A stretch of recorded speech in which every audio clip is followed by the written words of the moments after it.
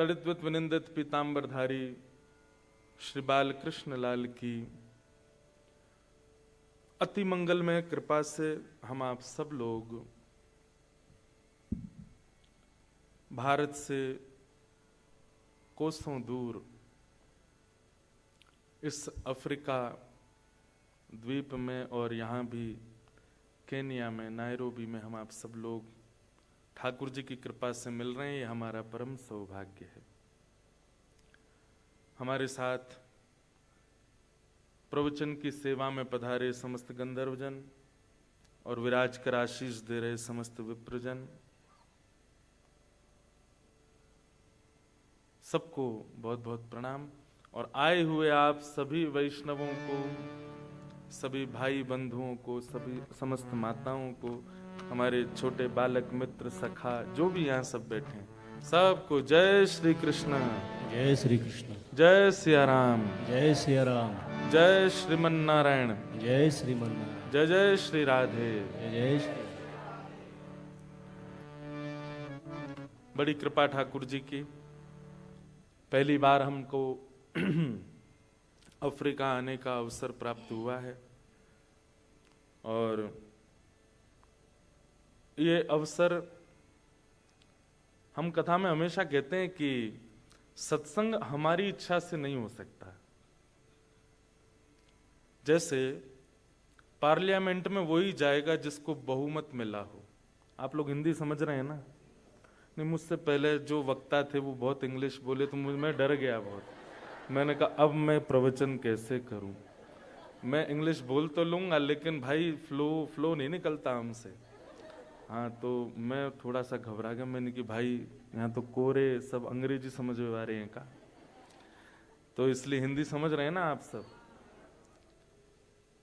भैया देखो, आपका जैसे भारत में रहने वालों की भक्ति क्या है कि वो तीर्थ जाएं। भारत में रहने वालों का पुण्य क्या है कि वो कुंभ में जाएं, वो तीर्थों में जाएं, वो बद्रीनाथ जाएं, वो द्वारिका जाएं, वो वृंदावन जाएं।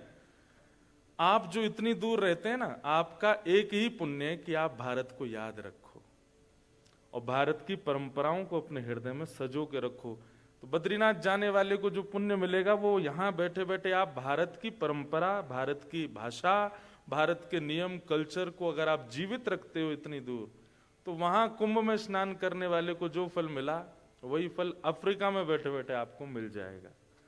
तो आपकी सबसे पहली जिम्मेवारी यही है, तन भले ही भारत से आ गया हो पर मन ना आवे, मन भारत का ही रहे। हमारी कथा में जब लाइट जाती है तो हम कहते हैं ठाकुर जी आ गए, ठाकुर जी आ गए। क्योंकि हम लोग बचपन में मूवीज में देखते थे कि जैसे ही भूत आता है तो लाइटें टिमटिम करने लगती है। तो ऐसा बोलते हैं कि उसकी जो नेगेटिव पावर होती है उसको ये संभाल नहीं पाते। तो मेरे मन में आया एक दिन, तो ठाकुर जी तो पॉजिटिव पावर वाले हैं, वो आते होंगे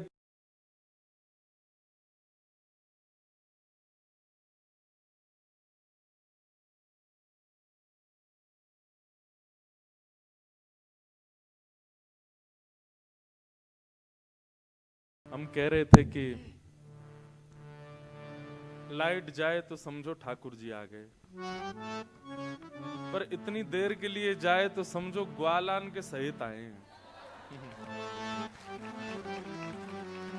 ठाकुर जी अकेले आएंगे तो स्विच ऑफ करेंगे। मधुमंगल श्रीधामा ये बड़े उद्यमी है, ये तो पूरा कट ऑफ ही कर देते। तो पहली बार हमारा अफ्रीका आना हुआ और ये भी लाल जी की कृपा से ही आना हुआ।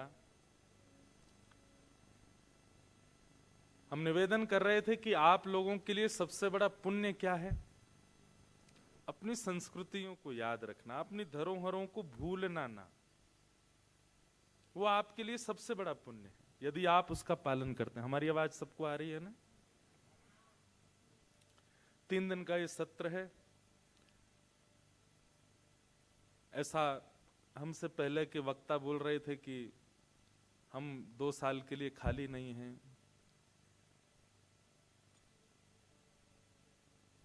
सब बेस्ड होता है प्रायोरिटीज पर। दुनिया में इतना बिजी कोई नहीं होता, इतना व्यस्त कोई नहीं होता, पर आप प्रायोरिटी किसको देते हो। और हमने दी है अफ्रीका वालों को इस बार। ये क्योंकि जब उनका हमारे शाह फैमिली, जानी फैमिली, इन लोगों का बहुत भाव था, महाराज जी आप आइए एक बार नायरोबी। मैंने कहा वहां सुनेगा कौन हमको, वहां कोई जानता भी नहीं होगा। बोले नहीं आप कोई बात नहीं, आ जाइए, ठाकुर जी को तो सब जानते हैं। मैंने ठीक है। तो बहुत मुश्किल से मैंने कहा कैसे समय दें, कैसे समय दें, पर हमारी जो शाह फैमिली की जो माता जी हैं, इन्होंने इतने फोन किए, इतने फोन किए। एक बार तो मैं सोचा, मैंने कहा भाई कैसे करें। अब उनका करुण भाव भी मुझे लगता था कि मैं व्यस्त हूं पर कैसे जाऊं। तो इन डेट्स में मेरी दरभंगा बिहार में कथा थी, 1 मार्च से 7 मार्च तक। फिर दरभंगा में जिनके यहाँ कथा थी उनको कॉल करके हमने कहा भाई आपकी कथा आगे कर दें। तो पहले तो वो बोले कि महाराज जी हम भी सोच तो रहे थे, ठीक है ये डेट खाली हो गई। हमने इनको कहा ठीक है चलो ये डेट्स खाली हैं, अब हम आ रहे हैं। अब उनका दोबारा फोन आया, बोले महाराज जी आगे की डेट कौन सी दी आपने। मैंने कहा 2028 में तो अब वो तो बोले नहीं नहीं मुझे तो वही डेट चाहिए। मैंने कहा नहीं हम करेंगे, कोई एडजस्टमेंट आगे बीच में कर देंगे, पर अब हमको हो आने दो एक बार। उनका बहुत मन है। तो ऐसे हम उसमें भी बहुत परीक्षाएं हुई।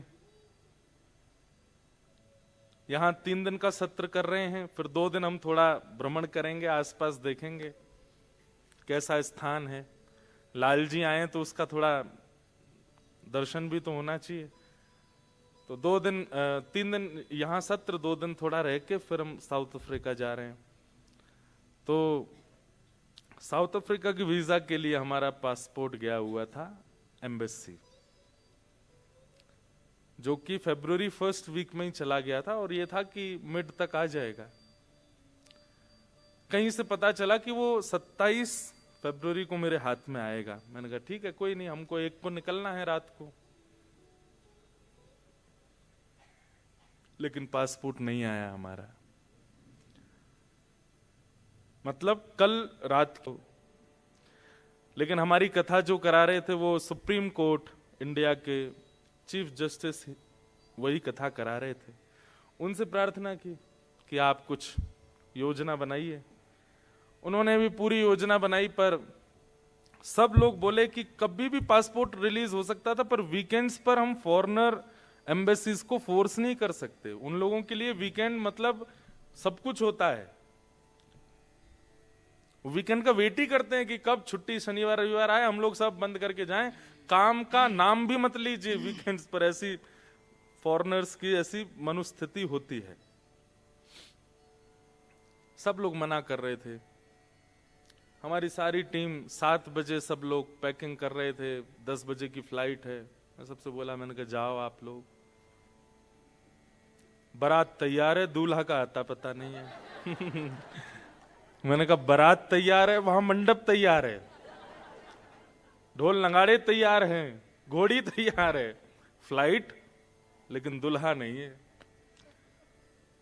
लेकिन अभी तो हम बहुत हंस रहे हैं, लेकिन वो बहुत टेंस वाला वो था।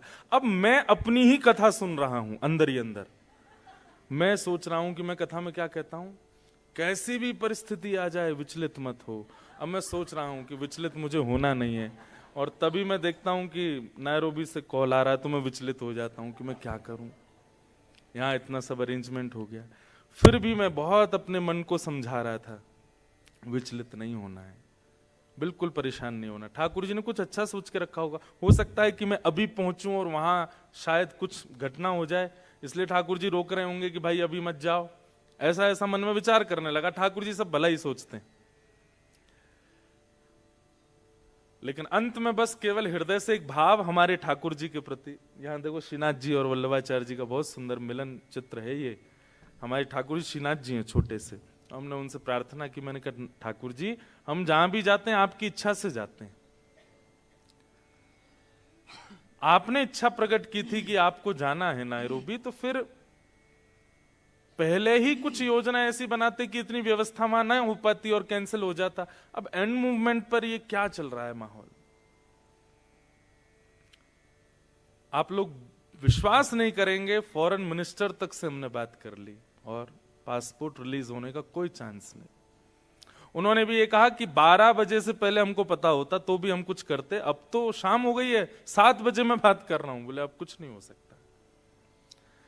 हमने फोन्स तो बहुत सारी जगह कर दिए थे कि कोई करवा दे। ये सब लोग अपना सामान रख चुके थे गाड़ी में, मैं बस बैठा था, अब देखें कोई बात नहीं जो होगा। And suddenly south African embassy के, अब या तो वो एम्बेसडर थे या कौन थे मुझे पता ही नहीं है, उनका कॉल आया था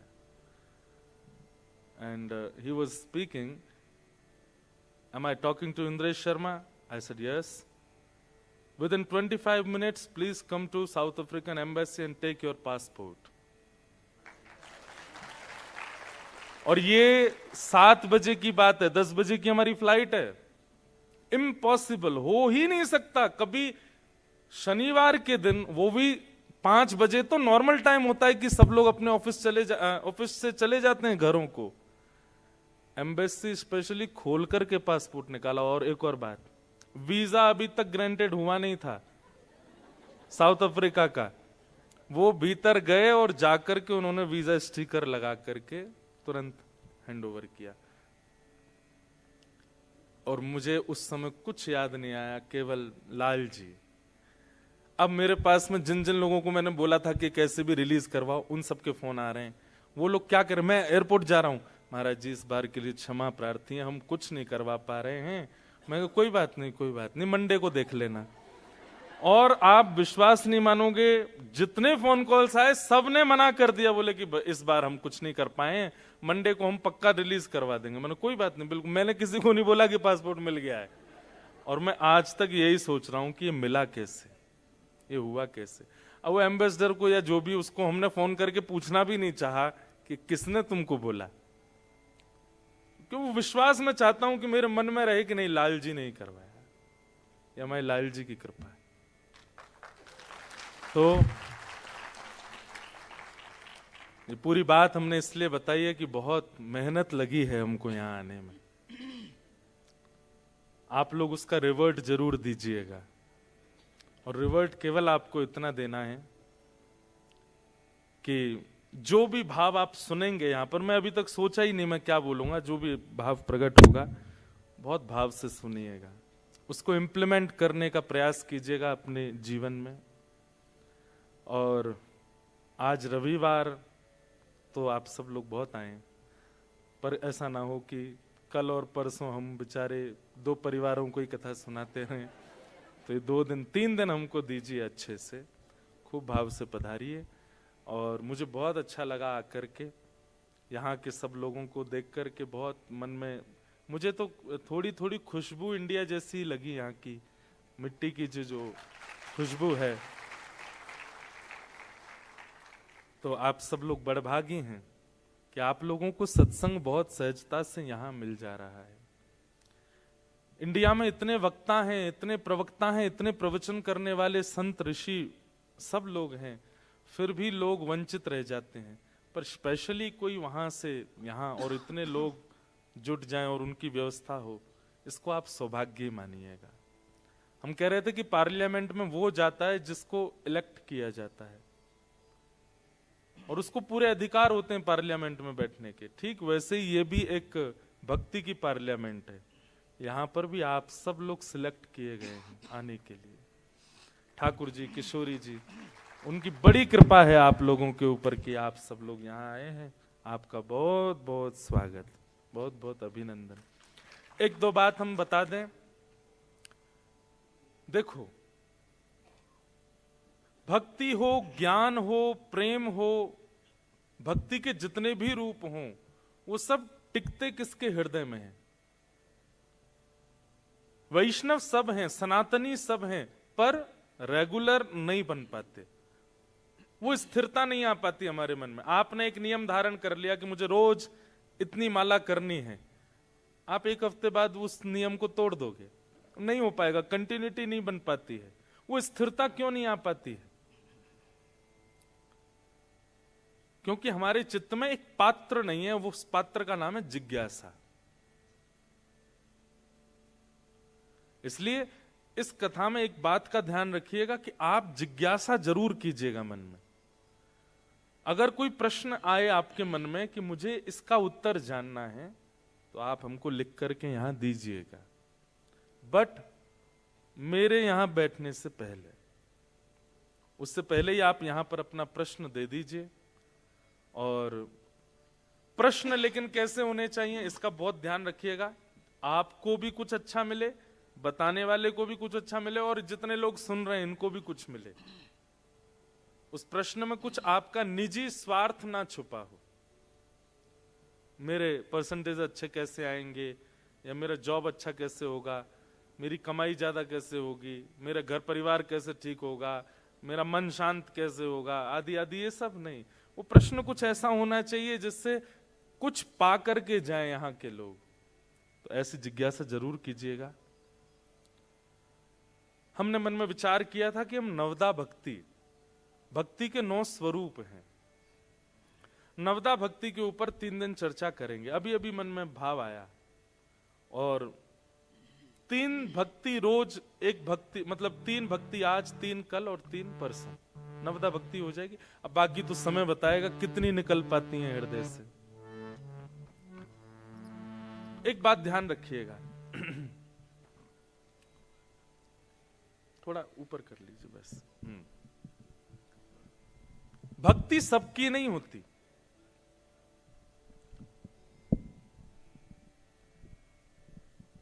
हमारे वैदिक सनातन धर्म में अनेक देवी देवता हैं, सबकी भक्ति नहीं होती, सबकी पूजा होती है। क्या होती है? पूजा। भक्ति उसकी होती है जिनकी हम पूजा कर रहे हैं, वो भी जिसको ध्याते हैं, उसकी भक्ति होती है। 33 कोटि देवता भी जिसके आगे नतमस्तक हैं, उनकी भक्ति की जाती है। और वे कौन हैं? शंख चक्र गदा पद्मधारी श्रीमन नारायण। वही श्रीमन नारायण राम रूप धारण करके आते हैं, वही श्रीमन नारायण कृष्ण रूप धारण करके आते हैं। भगवान के 2 प्रकार के अवतार होते हैं, एक होता अंशावतार और एक होता पूर्णावतार। अंशावतार का मतलब होता है कि भगवान का एक अंश आया और लीला करके वापस ठाकुर जी में विलीन हो गया। लेकिन पूर्णावतार मतलब भगवान ने अंश नहीं भेजा, स्वयं आए हैं और स्वयं लीला करके गए। तो श्री कृष्ण कौन है? अंशावतार नहीं है, पूर्णावतार। वही शंख चक्र गदा पद्मधारी साक्षात नारायण भगवान 2 भुजा धारण कर लेते हैं, अपनी प्रभुता को गौड़ कर लेते हैं, अपने हृदय के स्वभाव को प्रदान कर लेते हैं और ब्रजमंडल में नंद नंदन बन करके आ जाते हैं। भक्ति उनकी होती है। श्री कृष्ण की पूजा नहीं होती, हमारी किशोरी जी की पूजा नहीं होती, हमारे वृंदावन चंद की पूजा नहीं होती, भक्ति होती है। और भक्ति और पूजा में अंतर क्या है? पूजा एक स्वार्थ से की जाती है, आपकी कोई कामना है, आप कुछ चाहते हो इसलिए आप उनको भज रहे हो। महाशिवरात्रि निकल करके गई, आपने दूध का अभिषेक किया महादेव का, पर उसके पीछे कोई निष्काम भाव नहीं था, कामना थी। हे महादेव, आप अपनी कृपा, मुझ पर कृपा बनाए रखना, यह भी एक सूक्ष्म कामना है। हनुमान जन्मोत्सव के दिन आप लोग गए, जाकर के चोला चढ़ाया हनुमान जी पर, वह भी एक कामना से किया गया है। नवरात्रि के दिन 9 दिन तक व्रत किया गया, यह भी एक कामना से ही करता है। कोई व्यक्ति निष्काम भाव से नहीं करता, उसकी कोई कामना नहीं, बस कर रहा है। कामना से की गई जो आराधना, उसको हम पूजा कहते हैं। और जहां कोई कामना नहीं है, कोई कामना नहीं है, दूर दूर तक कोई कामना नहीं है, आप मुझ पर कृपा करो ऐसी कामना भी नहीं है, उसको कहते हैं भक्ति। दैट डिवाइन लव, प्रेम, भक्ति। तो हम लोग यहां पर नौ भक्ति के बारे में सुनेंगे। पूजा नहीं। पूजा तो ये होती है कि सुबह उठ गए, ठाकुर जी को सामने अगरबत्ती घुमाई, दिया बत्ती कर दी, चना चनौरी किसमिस रख दी सामने, ठाकुर जी पूरे दिन इसी से काम चलाओ। रात में आए दोबारा दिया बत्ती करके किवाड़ बंद करके सो गए, बस दैट्स इट। भक्ति में तो जैसा कोई अपना, जैसे कोई अपनत्व के साथ सेवा होती है, अपनत्व की सेवा होती है, अपने की चिंता होती है, वो भक्ति का स्वरूप होता है। वहां चिंता भी होती है, वहां प्रेम भी होता है, वहां गुस्सा भी होता है, वहां लड़ाई भी होती है। कल हमारे एक पंडित जी, जब हम वीजा का वो पासपोर्ट का नहीं मिल रहा था, तो मुझे किसी ने बताया, बोले आप तो ऊपर बैठे थे, वो हमारे ठाकुर जी से लड़ रहे थे, लाल जी से लड़ रहे थे। बोले कि आप ऐसा क्यों करते हो, इतनी व्यवस्थाएं करवाने के बाद में, और वो पासपोर्ट नहीं दिलवा रहे हो, और देखियो अब तुम्हें बताएंगे हम, जाओगे कहां ब्रजवासी इंत बच के, रहोगे तो हमारे पास ही। वो ऐसे ऐसे कह रहे थे, रुक जाओ रात में भोजन नहीं कराएंगे तुमको आज। आप पूजा वाले स्थान पर क्रोध नहीं कर सकते, आपको पाप लग जाएगा, लेकिन भक्ति में आप क्रोध कर सकते हो। दिखावे का नहीं, वो अंतरंग भाव से होता। अगर कोई आ गया तो आप तुरंत नॉर्मल हो जाओगे। जैसे कुछ चला, एकांत में आप लड़ रहे हो उनसे। और मैं कथा में एक बात कहता हूं कि जहां प्रेम का बहुत इन्वेस्टमेंट किया जाता है ना, वहां आप क्रोध की लागत लगा सकते हो।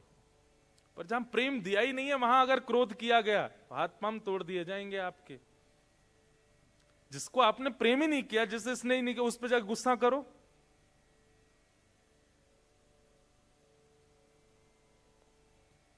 पुलिस में आपकी कंप्लेन कर देगा। लेकिन जिससे आपका बहुत प्रेम है, उसको आप डांट सकते हो, उससे आप गुस्सा हो सकते हो, उससे आप नाराज हो सकते हो।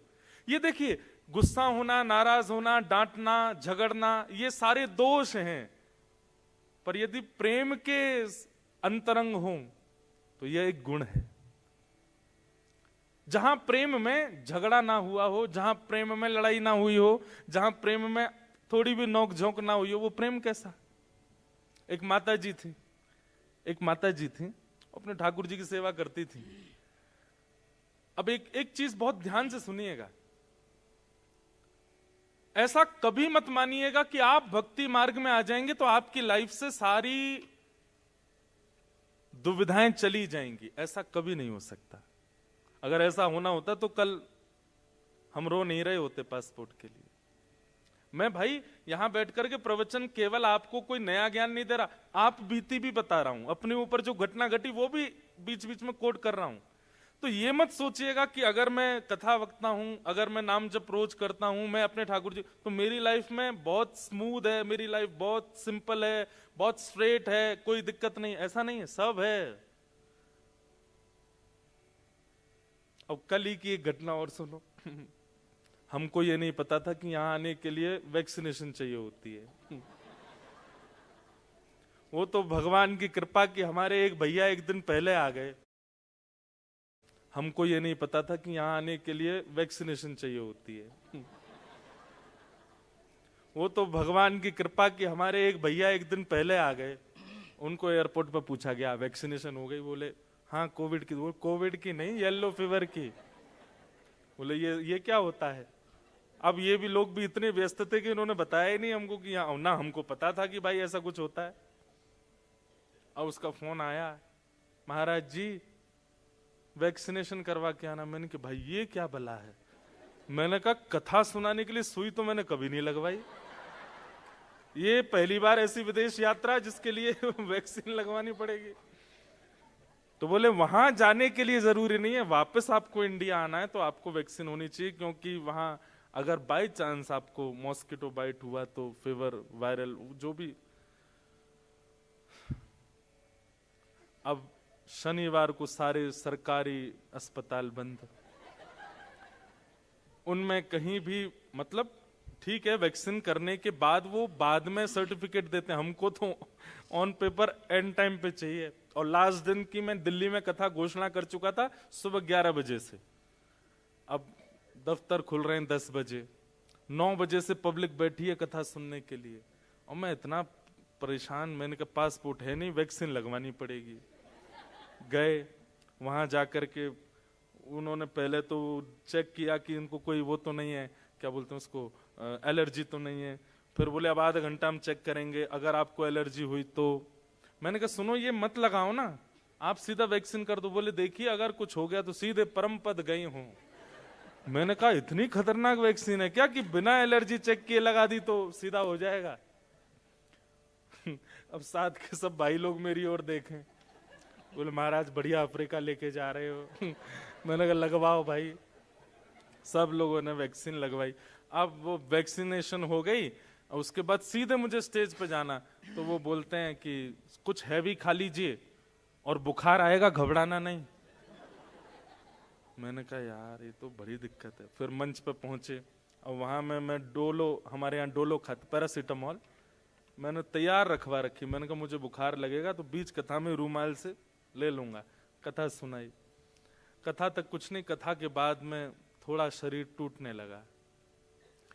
परेशानी, दिमागी स्ट्रेस अलग, मन का स्ट्रेस अलग, तन का स्ट्रेस अलग, इतना सब कुछ हो रहा था।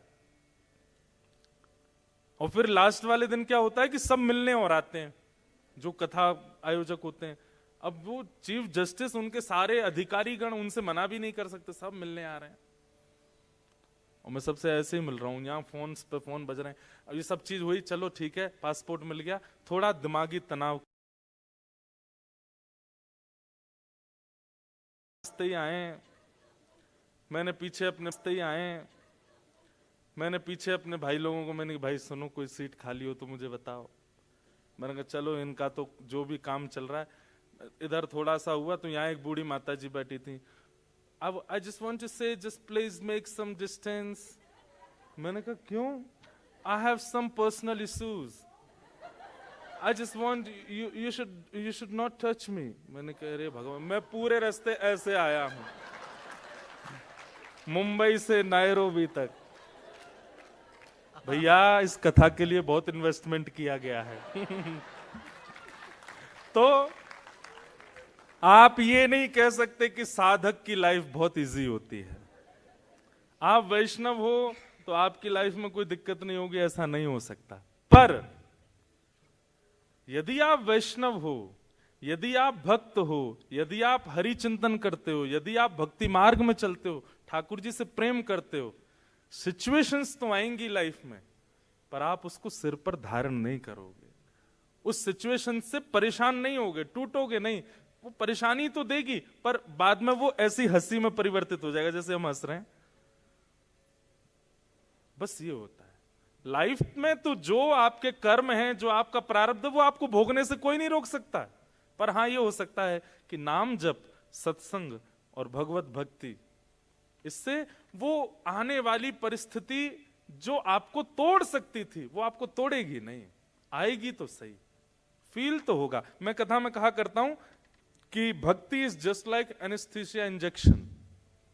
एनेस्थीसिया का इंजेक्शन लगने के बाद में आपका वह पार्ट सुन्न हो जाता है। अब चाकू तो लगाया जा रहा है, ब्लीडिंग तो हो रही है, ऑपरेशन तो हो रहा है, पर आपको पता नहीं चल रहा है। ठीक वैसे ही लाइफ में सब कुछ होगा जो नॉर्मल एक व्यक्ति के जीवन में होती हैं, परेशानियां, स्ट्रेस, डिप्रेशन, सब कुछ होगा। पर आप थोड़े से नम हो जाओगे, थोड़े सुन्न हो जाओगे, थोड़ा ज्यादा फर्क नहीं पड़ेगा उस चीज से। ये भक्ति का स्वरूप है। तो आई जस्ट वांट टू से कि इन 3 दिनों में आपकी पूजा भक्ति में परिवर्तित हो जाए तो हमारा यहां आना सार्थक होगा। आपको ठाकुर जी से प्रेम हो जाए। श्री कृष्ण सबके हैं, पर उनसे कोई संबंध आपको अनुभव हो। वो कौन है मेरे? वो केवल परमात्मा नहीं है, वे परमात्मा हैं, पर श्री कृष्ण रूप धारण करके, श्री कृष्ण के रूप में, श्री कृष्ण के फॉर्म में आकर के उन्होंने हम सबको अधिकार दे दिया कि तुम मुझे भाई मानो, बंधु मानो। हाँ, मैं परमात्मा रूप में था तो तब तुमको मुझे परमात्मा ही मानना है, लेकिन मैं कृष्ण बनकर के इसीलिए आया हूं, मैं अपनी पदवी से उतर करके इसीलिए आया हूं ताकि तुम मुझसे संबंध बना सको। और एक बात और सुनिएगा, सतयुग, त्रेता, द्वापर, कलयुग, ये 4 युग हैं। इन चारों युगों में भक्ति और भगवत प्राप्ति का सब श्रेष्ठ यदि युग कोई है तो वो है कलयुग। और एक और बात कहूं मैं, ये मैं अफ्रीका आया हूं, विदेश में हूं इसलिए कह रहा हूं ऐसा नहीं, मैं वास्तविकता कह रहा हूं। इंडिया में रह करके, भारत में रह करके, वृंदावन में रह करके, वृंदावन में आसपास रह करके या किसी भी तीर्थ क्षेत्र में रह करके भजन करने वाले साधक की भक्ति ठाकुर जी स्वीकार करेंगे, परंतु अपने देश से दूर, व्यवस्थाओं से दूर, भक्ति से दूर, एनवायरमेंट से दूर, ऐसी विपरीत अवस्था में भजन करने वाले की भक्ति ठाकुर जी शायद सहजता में करने वाले से ज्यादा स्वीकार करेंगे। हमारी बात समझ में आए तो ही ताली बजाइएगा। समझ में आई बात? एक तो देखो, वो बालक डॉक्टर बन गया जिसकी माताजी भी डॉक्टर थी, पिताजी भी डॉक्टर थे, दादाजी भी डॉक्टर थे, दादी भी डॉक्टर थी, परदादाजी भी डॉक्टर थे, ताऊ जी भी डॉक्टर हैं, चाचा भी डॉक्टर हैं। उस घर में अगर बालक डॉक्टर बन जाए कोई खुशी नहीं होती किसी को। नॉर्मल बात है, फ्लो चला आ रहा है, जीन्स में ही डॉक्टरी है। लेकिन जहां पिताजी भी डॉक्टर नहीं है, माताजी भी नहीं, पुरखों में कोई डॉक्टर नहीं रहा, और उस परिवार में कोई बालक यदि डॉक्टर बन जाए तो उसका उत्सव पूरा नगर बनाता है। ठीक वैसे ही इंडिया में रहकर के भजन करना और वहां रहकर के भक्ति साधना करना, ठाकुर जी को लगता है माँ भी तो करती हैं, पिताजी भी तो करते हैं, और चलो माता पिता नहीं भी करते, एनवायरमेंट में तो भक्ति है। हर तीसरे घर में एक वैष्णव तो है, हर पांचवें घर में हरिनाम संकीर्तन तो हो रहा है। और अभी तो जो हमारे वृंदावन के पूज्य श्री प्रेमानंद जी महाराज, द यूट्यूब सेंसेशन, किसी समय में सेंसेशन होते थे गायक लोग, रैपर्स लोग, उल्टा सीधा करने वाले, आजकल सेंसेशन महात्मा हैं। अब तो पूरी दुनिया सुनती है, पूरा भारत का हर दूसरा घर सुनता है उनको, पूरे विदेश में सुनते हैं। वहां रह करके भजन करने वाले के लिए एक एनवायरमेंट तो है, एक फ्लो तो है, जिस फ्लो में जाकर के वो भजन कर सकता है। उसको कथा सुननी है तो अभी इंडिया में इस वक्त ऐसा कोई नगर ऐसा नहीं होगा जहां कथा ना चल रही हो। आप मुंबई में पूछ लोगे तो वहां भी किसी की कथा चल रही होगी, अहमदाबाद में भी चल रही होगी, दिल्ली में भी चल रही होगी, कोलकाता में भी चल रही होगी, चेन्नई में भी चल रही होगी, लेकिन केनिया में एक ही चल रही है अभी। इसका मतलब क्या है? यहां इजी नहीं है, फिर भी आप भजन कर रहे हो तो ठाकुर जी की दृष्टि आप पे ज्यादा है। फ्लो में आपको पतवार भी नहीं चलानी पड़ेगी, नाव उतरती चलने लग जाएगी। लेकिन नाविक आप तब माने जाओगे जब आप विपरीत दिशा में नाव चला के दिखाओ। यहां से फ्लो आ रहा और आप उसको काट के नाव चला के दिखाओ, तब आप नाविक माने जाओगे। तो आप लोग तो नाविक हो, आपके लिए तो फ्लो बिल्कुल उल्टा है। यहां पर आप बाहर कहीं भी खा नहीं सकते, यहां किसी के भी घर जाकर के आप कुछ ले नहीं सकते, यहां पर सब विपरीत है।